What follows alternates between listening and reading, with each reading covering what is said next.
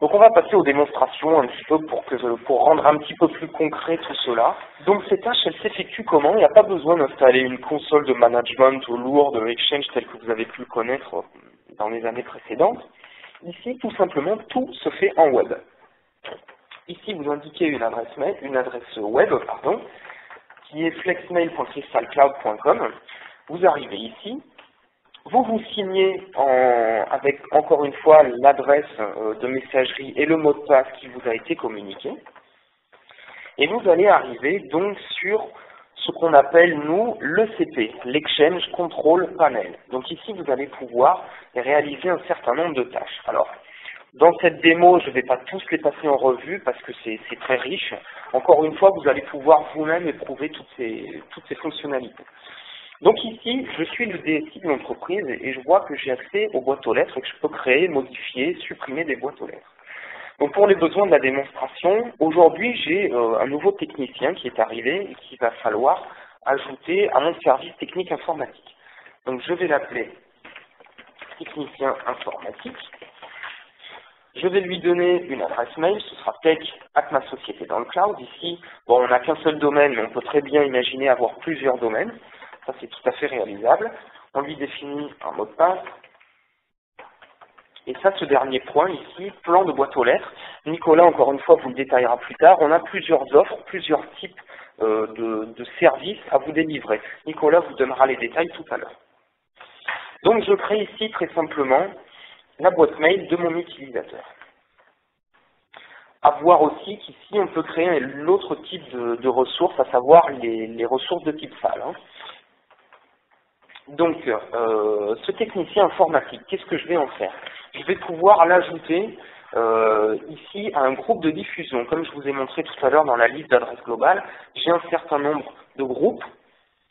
Donc ici, je vais vouloir l'inclure dans le groupe service informatique.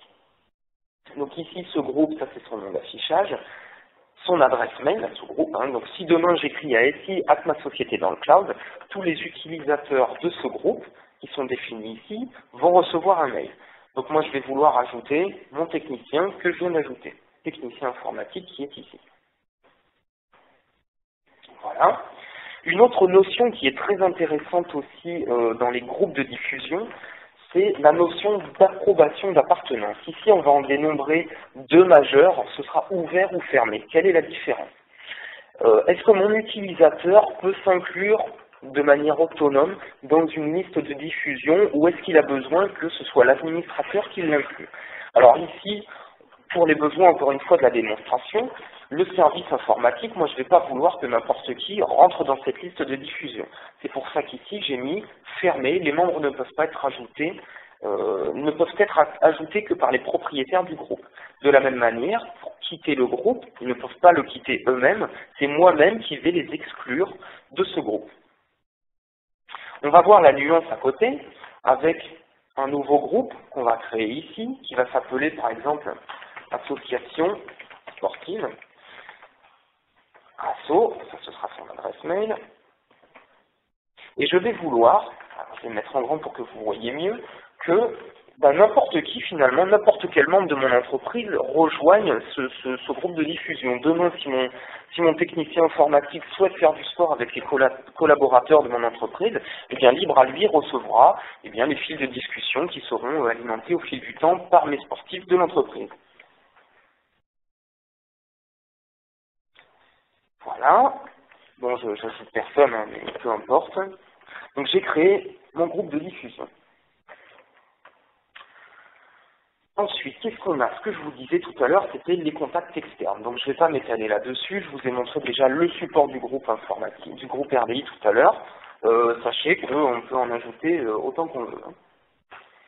Donc ensuite, on va passer à une autre partie ici qui s'appelle les rôles. Alors, les rôles d'administrateur notamment. Quels sont-ils? On va pouvoir ici utiliser des groupes qui sont prédéfinis par Exchange, mais on va également pouvoir créer nous-mêmes des rôles pour pouvoir déléguer des tâches d'administration à certains de mes utilisateurs.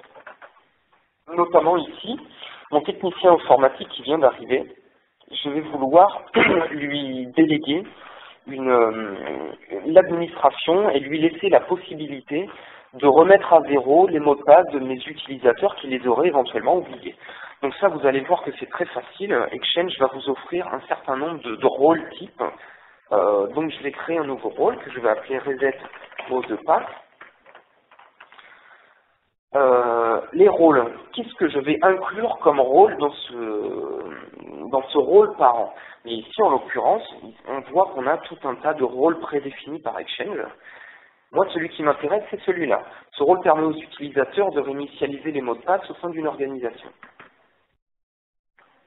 Voilà. Et les membres, je vais ajouter mon technicien informatique.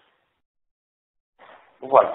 Pas plus, mon technicien informatique fait partie de ce groupe. Il a le rôle de mise à jour de mot de passe, donc il va pouvoir se connecter à ce même espace, le CP, l'Exchange Control Panel, et il n'aura qu'un seul petit carré qui va lui permettre de remettre à zéro le mot de passe de l'utilisateur.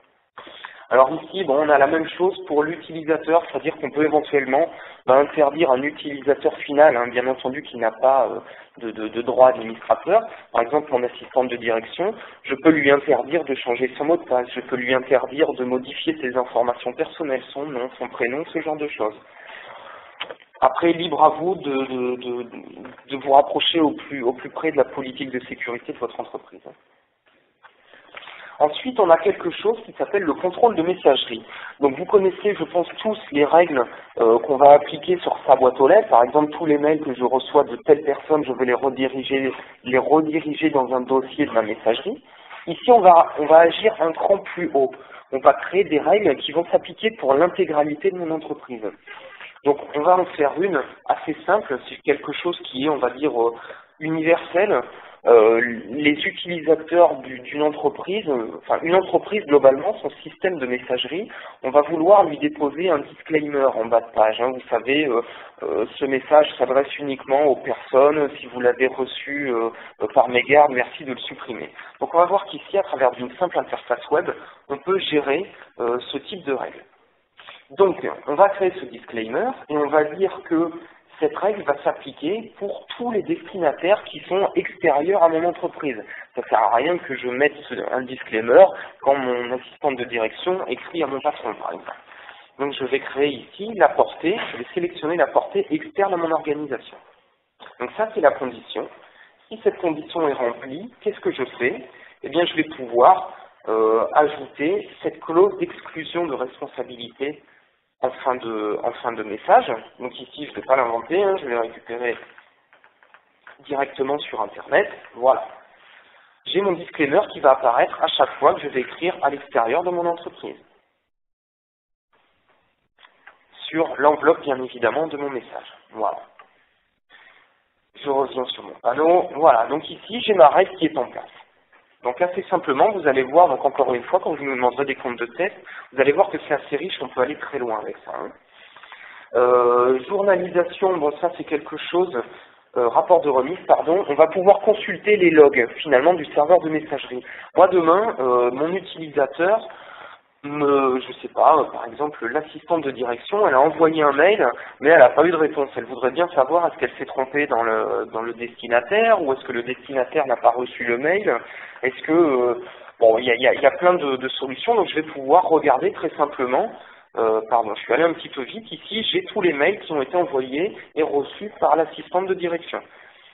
On les voit ici, et on va pouvoir les consulter un à un et voir finalement l'état de ce mail, à qui il a été envoyé et quel est le statut. Effectivement, il a bien été envoyé et il a bien été remis au destinataire.